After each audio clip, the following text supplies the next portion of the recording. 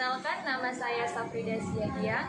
Saya adalah guru di SD Aloslia 4 RT 1, Kecamatan Medan Johor, Kota Medan, Provinsi Sumatera Utara.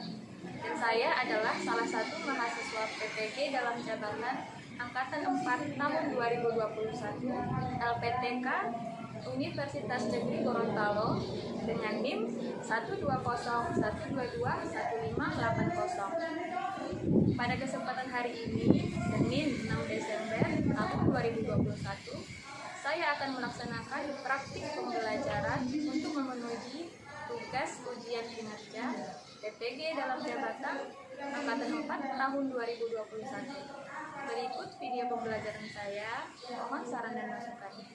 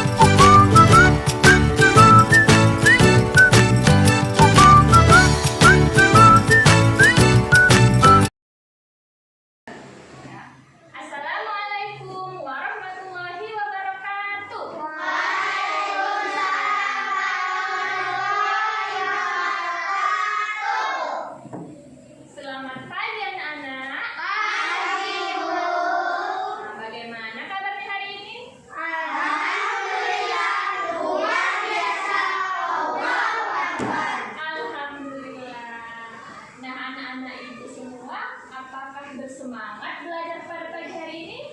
Semangat! Kalau semangat, coba mana semangat paginya? Ayo coba. Semangat pagi! Pagi, pagi, pagi, yes! Iya, bagus, bersemangat. Sudah sarapan belum nih semua? Sudah.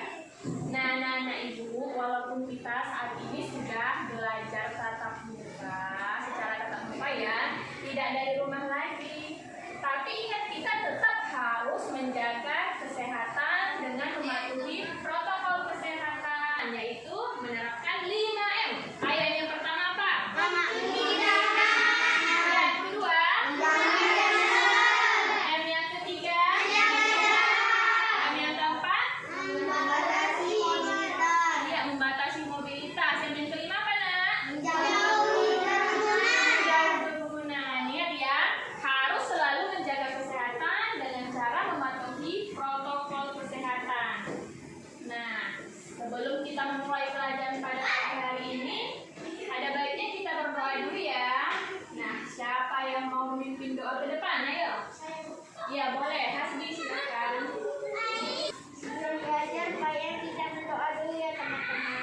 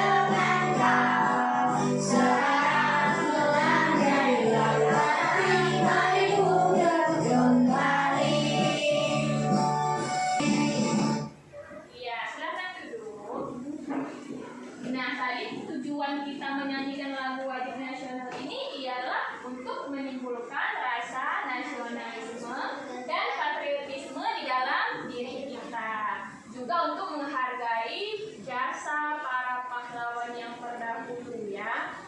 Nah, pahlawan terdahulu itu memiliki sikap atau karakter yang baik seperti bertanggung jawab, kuat, apalagi mandiri, bekerja keras, apalagi sikap pahlawan dulu?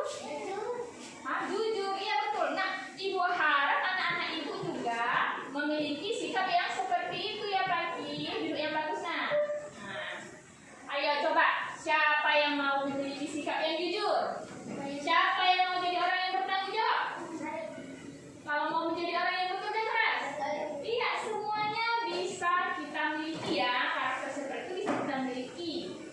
Contohnya saja pada saat pembelajaran, kita harus jujur dalam mengerjakan soal, tidak boleh mencontek. Kita harus percaya diri dalam mengajukan atau menjawab pertanyaan ya.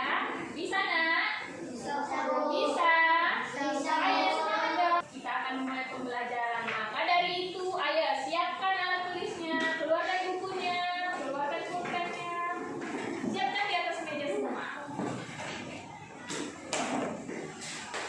Nah, kita hari ini ialah belajar tema 8, subtema 3. Itu materinya pengaruh gaya terhadap gerak benda. Yang mana tujuan pembelajaran kita pada hari ini ialah melalui kegiatan literasi pada video PowerPoint di depan, Ibu harap anak-anak Ibu semua mampu memahami pengaruh gaya atau hubungan gaya dan gerak benda. Kemudian nanti dengan menganalisis peristiwa di sekitar kita, anak-anak Ibu mampu mendeskripsikan ya pengaruh gaya terhadap benda tersebut.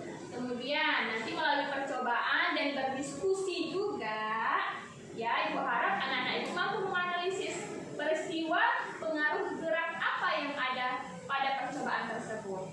Kemudian nanti melalui kegiatan literasi teks fiksi pada muatan bahasa Indonesia nanti, Ibu harap anak-anak Ibu mampu menemukan atau mengidentifikasi tokoh protagonis dan antagonis pada teks yang akan kita baca nanti ya. Dan terakhir, Ibu harap anak-anak Ibu mampu untuk ke depan mempresentasikan hasil diskusinya dengan percaya diri. Bisa nak? Bisa. Nanti ada pun rangkaian pembelajaran kita hari ini adalah yang pertama, kita akan menyimak video pembelajaran, kemudian melakukan percobaan secara berdiskusi dan mengerjakan LKPD tentunya, lalu kemudian membaca teks fiksi dan menemukan tokoh-tokoh yang ada pada teks. Kemudian mempresentasikan hasil diskusinya ke depan. Dan terakhir akan mengerjakan soal evaluasi ya. Dia alur dari pembelajaran kita hari ini. Ya, gaya adalah tarikan atau dorongan terhadap suatu benda. Ingat ya. Ayo coba kegiatan apa ya kira-kira yang menggunakan gaya? Mendorong meja, Bu. Iya betul, mendorong meja, mendorong lemari, betul. Apa lagi nak? Menutup diri, Bu. Menutup pintu, iya betul. Nah, coba perhatikan video di depan. Nah, coba kira-kira gaya apa yang ada pada kegiatan tersebut? Gaya mendorong. Gaya mendorong. Menendang bola. Menggunakan gaya apa itu? Gaya otot. Ya. Nah, apa pengaruhnya terhadap benda? Benda menjadi bergerak. Benda menjadi bergerak. Ya, betul. Gaya dapat membuat benda gerak menjadi benda diam menjadi bergerak. Nah, tadi pengertian gaya sudah.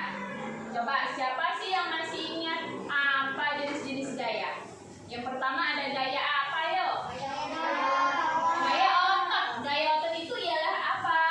Gaya yang dihasilkan oleh otot manusia maupun otot hewan.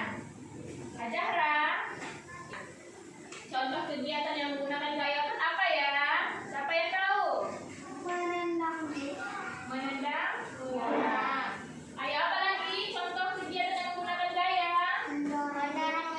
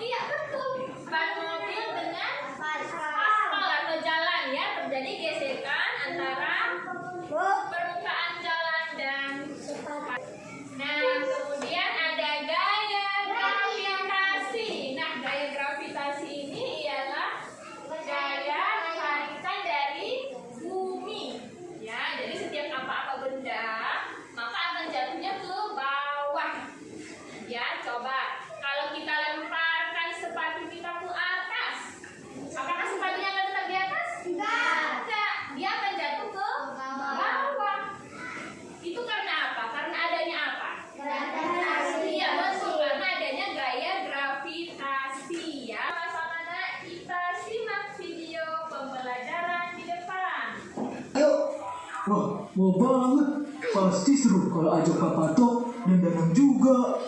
Oh seru ya? Aku kok nggak ngerti ya. Apa keseruannya? Cuma menggocek, mengoper, dan menendang bola. Gol! Sampai bola masuk ke gawang lawan. Oh, contohnya seperti saat menendang bola, membuka pintu. Nah, itu dia tadi video pembelajarannya. Sudah disimak kan?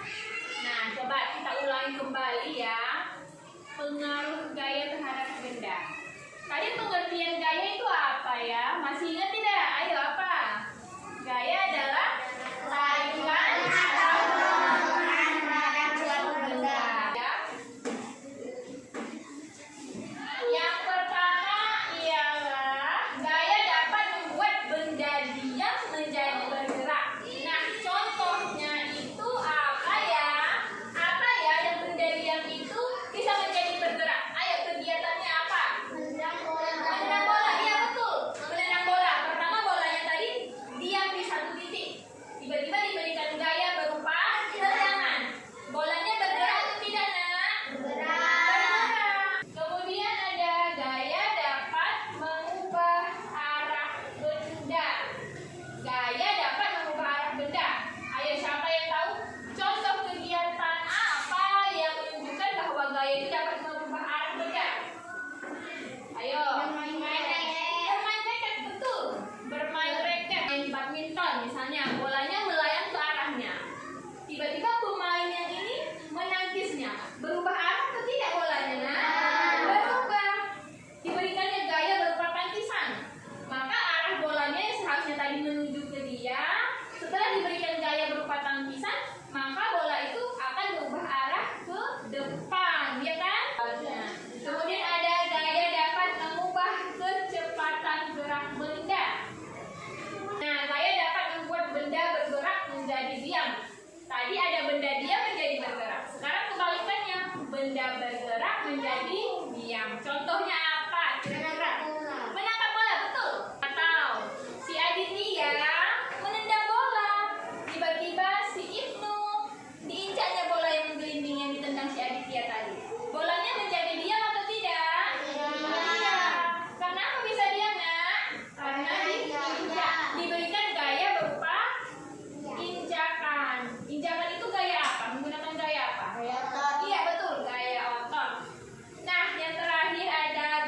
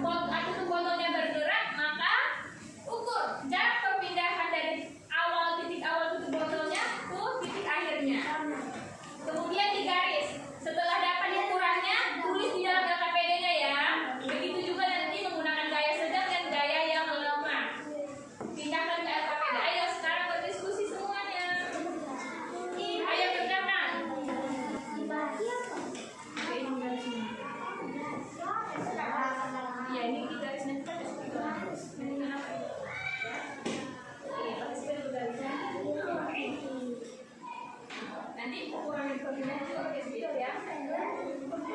Jangan lupa tulis ukuran jaraknya. Jarak perpindahannya di karton putih dan LKPD.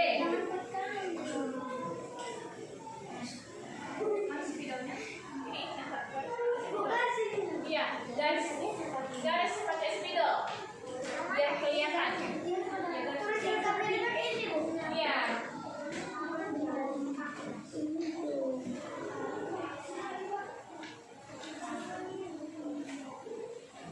Garis 50 cm tadi pakai sambil megangi. Kalau sudah siap, ayo kita presentasikan hasil diskusinya. Kelompok mana ya? Satu. Kita urut aja dari kelompok 1. Ayo, kelompok 1 maju nak. Menggunakan gaya yang lemah, ukurannya 8 cm. Iya, itu ya 8 cm menggunakan gaya yang lemah. Menggunakan gaya yang sedang, ukurannya 20 cm. Ya betul 20 cm. Lebih besar ya, lebih panjang gerakannya daripada gaya lemah. Menggunakan gaya yang kuat, ukurannya 60 cm. Iya, berarti kesimpulannya apa? Semakin besar gaya yang dibutuhkan, maka semakin jauh benda bergerak atau mengalami perubahan. Jadi gaya mempengaruhi gerak benda. Iya betul. Jadi semakin besar gaya kita berikan, maka jarak kerja akan semakin jauh berpindahnya ya. Ayo, berikan tepuk tangan untuk kelompok 1. Ayo silakan ibu. Belum kita lanjut pada muatan kedua, yaitu bahasa Indonesia. Ayo sama-sama kita ice breaking dulu ya. 1, 2, 3. Saya senang hidup sehat bersemangat. Saya senang hidup sehat bersemangat. Saya senang saya hidup, saya senang saya sehat, saya senang hidup sehat bersemangat. Iya, bagus, silahkan duduk kembali. Nah, sekarang sama-sama kita buka buku halaman 127. Ayo. Lihat di situ ada teks fiksi berjudul Angsa dan Telur Emas. Ya. Nah, sekarang baca satu orang, yang lainnya temannya menyimak. Siapa yang mau membaca? Wah, karena banyak sekali yang mau membaca, maka ibu suruh secara bergantian nanti. Nanti ibu suruh sambung, kamu harus tahu ya. Dari mulai Zidan, yang lain dengarkan. Nanti ibu suruh sambung. Ya. Angsa dan telur emas. Alkisah, ada seorang petani sederhana memiliki seekor angsa. Ayo sambung, Wildan. Kekayaan ternyata tidak membuat petani lebih bersyukur dan tetap rendah hati. Ayo sambung, Azahra. Sehari sepulang dari pasar, petani menghitung uangnya. Suatu hari setelah menghitung uangnya, sebuah gagasan muncul di kepala petani. Iya, itu dia cerita tentang angsa dan telur emas. Ayo, siapa yang bisa merangkum isi ceritanya tadi seperti apa? Ayo, pertama isinya ceritanya. Kisah tentang seorang petani memiliki apa nak? Angsa. Angsanya angsa ajaib. Dia bisa menghasilkan Telur emas. telur emas. Setiap hari dia menghasilkan 1 buah telur emas. Nah, petani ini menjual telur emas itu ke pasar dengan harga yang tinggi ya. Nah, karena setiap hari menjual emas, maka lama-kelamaan petani menjadi apa? Kaya raya. Nah, sudah banyak uangnya, tapi si petani ini tidak merasa puas. Dia ingin lebih dari itu. Maka apa yang dilakukannya terhadap angsa? Potongnya. Kenapa dipotongnya? Dia pikirnya di dalam perut angsa itu banyak telur emasnya. Jadi betul dipotongnya atau tidak? Potongnya. Ada tidak telur emasnya? Tidak ada. Angsanya pun mati. Kalau sudah angsanya mati, dia mendapatkan telur emas lagi atau tidak setiap hari? Nah, itu dia kisahnya. Nah, coba siapa yang tahu tokoh-tokoh? Siapa yang bisa menyebutkan tokoh-tokoh yang ada pada teks angsa dan telur emas? Petani.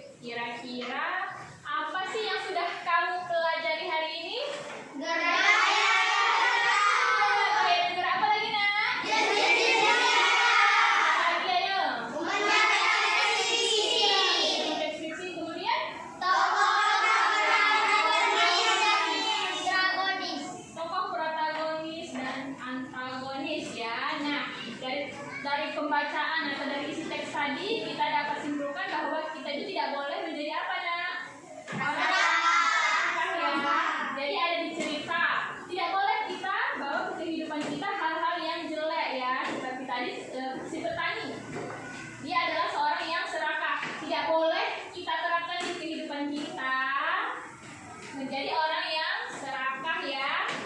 Kita harus selalu bersyukur. Dan materi hari ini itu jangan sampai kamu ingat hanya di sini saja, tetapi sampai di rumah nanti bisa kamu terapkan di rumah ya. Kemudian PR-nya, sekarang buka bukunya di halaman 100. Coba buka bukunya halaman 110.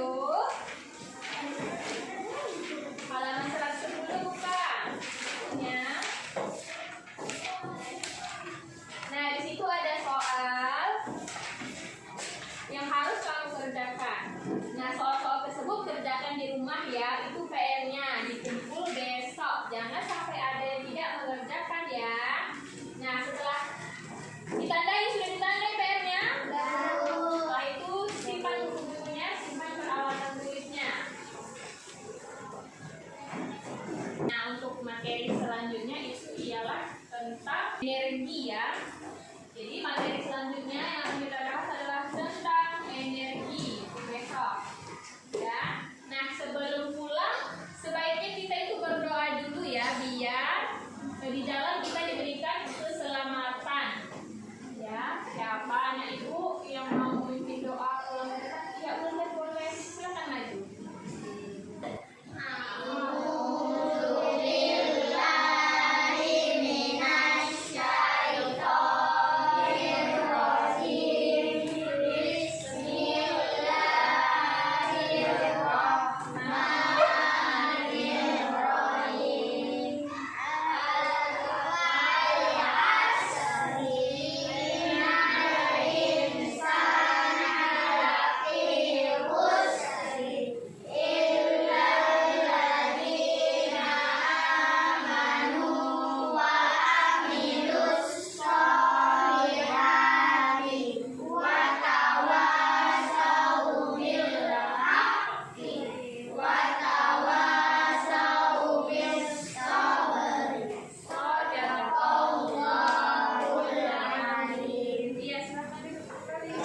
Nah, sebelum pulang, saya sudah berdoa.